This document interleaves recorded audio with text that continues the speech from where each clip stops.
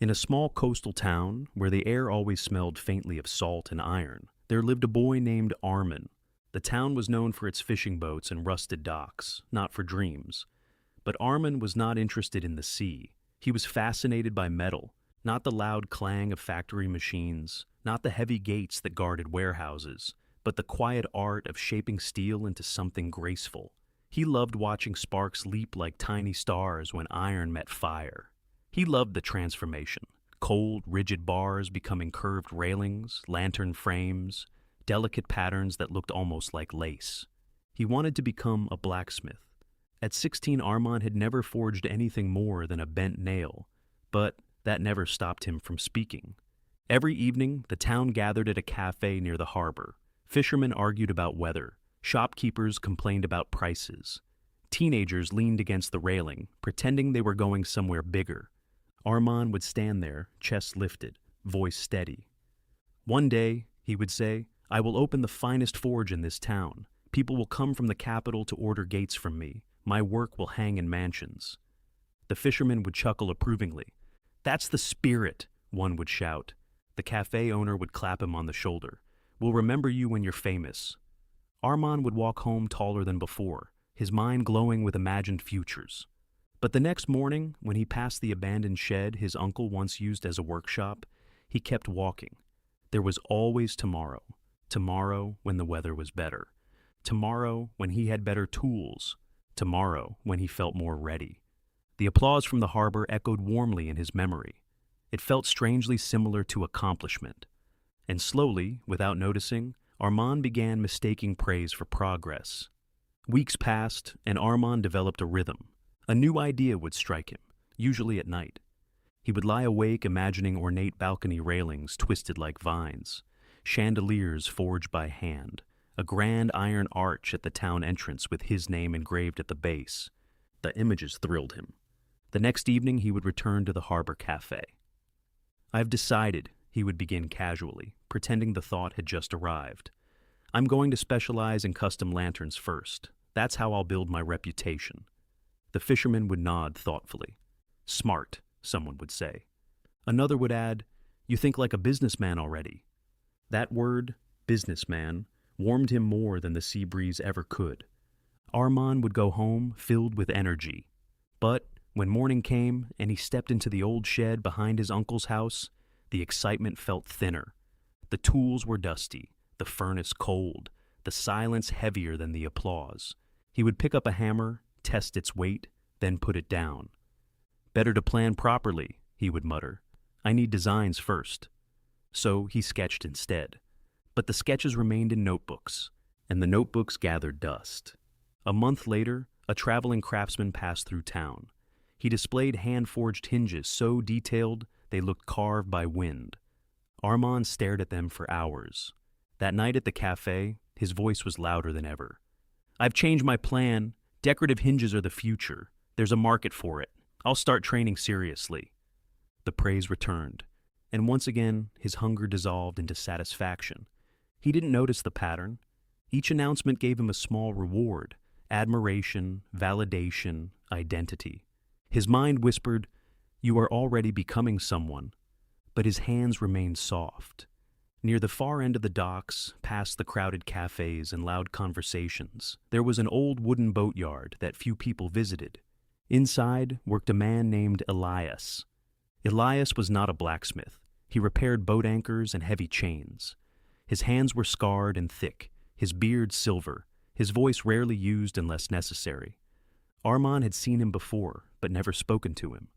One afternoon, while wandering restlessly, Armand noticed sparks flashing inside the boatyard. Drawn by instinct, he stepped closer.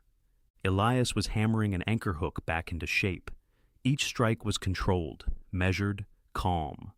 Armand watched silently for several minutes. "You're hitting it wrong," Elias said, without looking up. Armand stiffened. "I wasn't—" "You were imagining yourself doing it," Elias interrupted, "and you were holding the hammer too tightly." Armand flushed. "I want to become a blacksmith."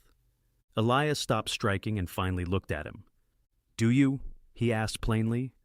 "Yes, I have plans." Elias wiped sweat from his brow. "Plans are loud," he said. Skill is quiet. The words irritated Armin. I talk about it because I'm serious, he defended. People believe in me. Elias studied him for a long moment. Who do you work for? The old man asked. Myself. No, Elias replied calmly. You work for their applause. The sentence landed like a blow. Armand opened his mouth to argue, but found no words. Elias returned to hammering. If you want to learn, he said finally, come tomorrow at sunrise, and don't tell anyone. Armand barely slept that night, not because of excitement, but because of discomfort. He had never been invited to begin something without an audience. At sunrise, the harbor looked different. Quiet. Almost vulnerable. The usual laughter and shouting were gone. The boats creaked softly against their ropes. The sky was pale gray, undecided about the day. Elias was already inside the boatyard. He did not greet Armin. He simply pointed at a pile of rusted chain links. Clean them. Armand blinked. That's it? That's it. He waited for instruction about forging techniques, shaping metal, controlling flame. None came. He picked up a wire brush. Rust flaked onto his hands. The metal was heavier than it looked. The work was repetitive, mindless. An hour passed, then 2. Elias worked at the furnace without commentary. No praise, no correction, no acknowledgement. Armand's arms began to ache. His palms burned. Sweat soaked through his shirt. Several times he considered stopping. Several times he imagined himself back at the café describing this intense training to the fishermen. The thought almost made him smile. But Elias's earlier words echoed, "You work for their applause." For the first time, Armand noticed how much he missed being seen. Not for the work, but for the idea of it. When the sun rose fully, Elias finally spoke. "Come back tomorrow." "That's all?" Armand asked, exhausted. Elias looked at him calmly. "You want to become strong enough to shape iron, but you are not yet strong enough to shape yourself." The second morning was harder, not physically, emotionally. Armin wanted to tell someone. He wanted to mention casually that he was training under Elias. He wanted someone to widen their eyes and say, "Elias, the anchor master?" But he said nothing. At the cafe that evening, when someone asked about his latest plan, he simply shrugged. "Still thinking," he said. It felt strange, smaller, almost invisible. Over the next weeks, Elias continued the same pattern. Clean metal, carry coal, pump the bellows, watch the flame. Only after 3 weeks did Elias allow him to hold a heated rod. Armand expected instruction filled with theory and explanation. Instead, Elias said one sentence, "Strike where it resists." Armand hit too hard. The rod bent unevenly. He cursed under his breath. Elias said nothing. The silence was uncomfortable at first, then unbearable, then freeing. There was no performance, no identity to protect. When Armand failed, no one knew. When he improved, no one applauded. Something subtle began to change. He stopped imagining how he would describe the work. He started noticing how the metal responded. The sound of each strike mattered more than how it would be retold. For the first time, he felt tired in a way that was satisfying. Not drained by talk, but strengthened by effort. One afternoon, after nearly 2 months of quiet training, Armand forged his first small hook without guidance. It wasn't perfect, but it held. Elias inspected it briefly and nodded once. That nod meant more than 100 claps at the cafe. That evening, as Armand passed the harbor, someone called out, "Haven't heard your big plans lately." The group laughed lightly. Something old stirred inside him. He wanted to say it. He wanted to announce, "I've already started. I'm learning from Elias. I can forge now." The words rose to his lips. He felt the familiar rush, the pre-reward, the identity boost. He could almost feel the satisfaction. But then he remembered the rusted chain, the blistered palms, the quiet mornings, and the difference between being praised and being capable. He swallowed the words. "Just working," he said simply. The fisherman lost interest quickly. No applause, no reaction. He walked away strangely calm. That night, for the first time, he realized something powerful. Silence was not emptiness. Silence was protection. 3 months into his quiet apprenticeship, Elias finally allowed Armand to forge something of his own design. A small gate latch, Elias said. Functional, nothing decorative. If it cannot hold weight, it is useless. Armand nodded, heart pounding. This was it. Proof, not for the café, not for the town, for himself. He sketched carefully that night by lantern light, not dramatic flourishes, just strong curves and balanced weight. He measured twice the next morning, heated the iron slowly, watched its color shift from dull red to bright orange. He struck. Too soft. Again. Too hard. The metal warped. He corrected. Sweat dripped into his eyes. His arms trembled. After 4 hours, the latch was finished. It looked solid. Elias installed it on an old wooden crate and tugged. It snapped. The sound was small, but it crushed him. Armand stared at the broken piece on the ground. 3 months of work. And this was the result? He expected Elias to say something profound. Instead, the old man simply asked, "What did you feel when it broke?" Armand clenched his jaw. "Embarrassed." Elias shook his head. "Wrong feeling." He handed the broken latch back. "Feel curiosity." That night, Armand almost didn't return. His mind tried to comfort him the old way. "You could still go back to talking about it. You were admired then. This is painful." But he came back, he studied the fracture point, he reheated, rebalanced, reforged. It failed again, and again. On the 4th attempt, it held. Elias pulled on it hard. It didn't move. The old man stepped back. "Now," he said quietly, "you've begun." Not when Armand announced it, not when he imagined it, not when he first struck iron, but when he failed, stayed, and corrected. That was the beginning. Months passed. Armand stopped visiting the Harbor Café entirely. People stopped mentioning his name in conversations about big dreams. A new boy began making announcements instead, grand plans about opening a shipping business. The applause shifted easily. Armand noticed something surprising. It didn't bother him. He was too busy.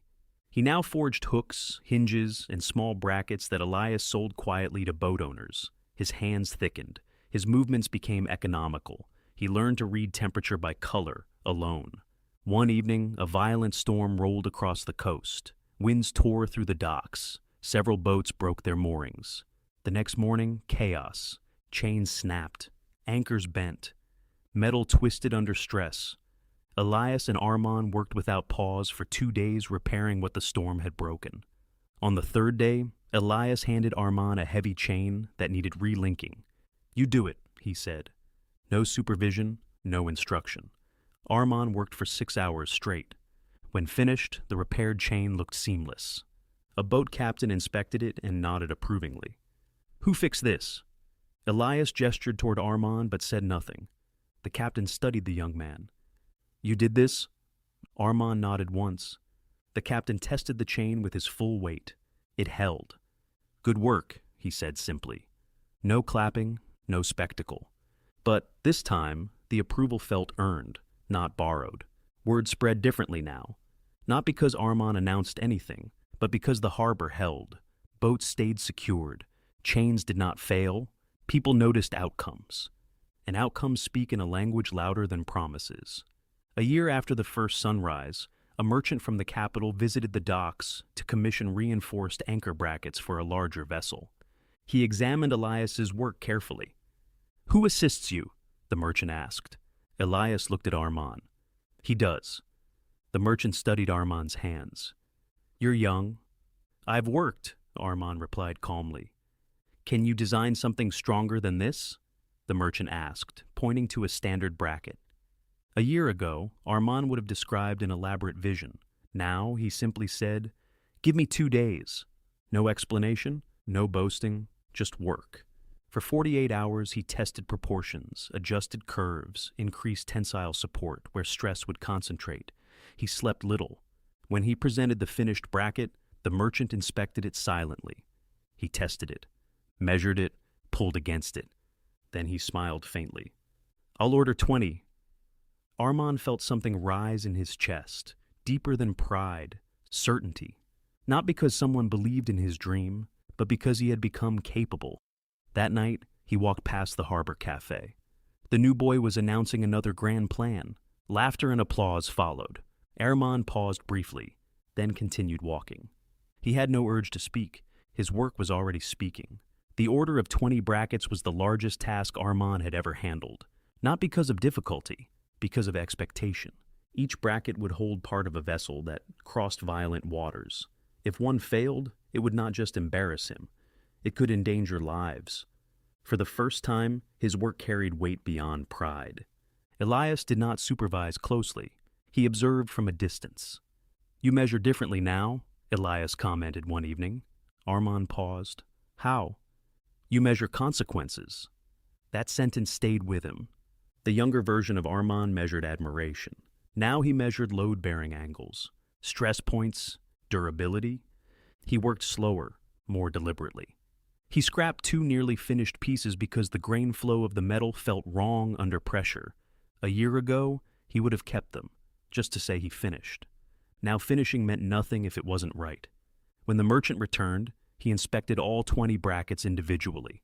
He tested them harder than necessary. Finally, he nodded. "You're not loud," the merchant said. Armand almost smiled. "No." "Good," the merchant replied. "Metal doesn't respect noise." The payment was more money than Armand had ever earned. But what mattered more was what followed.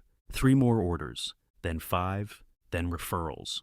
The town began to speak of him again, not because he declared himself, because things he built did not break. Success changes the environment. The harbor café, once indifferent, began inviting him back. "Armand, sit with us. You always had talent. We knew you'd make it." The words were familiar. The warmth was familiar. For a moment, dangerously familiar. He felt the old temptation flicker, to talk, to explain the journey in dramatic detail, to accept the narrative that he was always destined. But he remembered the shed he once avoided, the mornings cleaning rust, the broken latch, the silence. He understood something clearly now. Applause is light. But roots grow in darkness. So, when someone asked, "How did you become so skilled?" he answered simply, "By working when no one was watching." Some nodded thoughtfully. Others changed the subject. The applause never felt as intoxicating again, because he no longer needed it. One evening, as he closed the forge that now bore his own name, modestly painted, no grand signage, a teenage boy lingered outside, nervous, excited. "You're Armin, right?" the boy asked. "Yes." "I want to become a metal worker, too. I've been telling everyone I'm going to open the biggest forge on the coast." Armin studied him, the lifted chin, the restless energy, the hunger for recognition. It was like looking into a memory. "What have you built?" Armand asked gently. The boy hesitated. "Well, I've drawn designs." Armand nodded slowly. "Come tomorrow at sunrise." The boy's eyes widened. "Really? I'll tell—" "Don't," Armand interrupted calmly. The boy blinked. "Don't tell anyone?" "Not yet." He picked up a small piece of scrap iron and placed it in the boy's hand. "This will not become anything because you talk about it. It will become something because you shape it." The boy looked uncertain. "Why sunrise?" he asked. "Because the world is quiet then," Armand replied. "And so are you." The next morning, Armand handed the boy a wire brush. "Clean." The boy looked disappointed. Armand almost smiled. Some lessons cannot be explained. They must be lived. As the boy worked, glancing occasionally to see if anyone noticed, Armand felt a quiet satisfaction.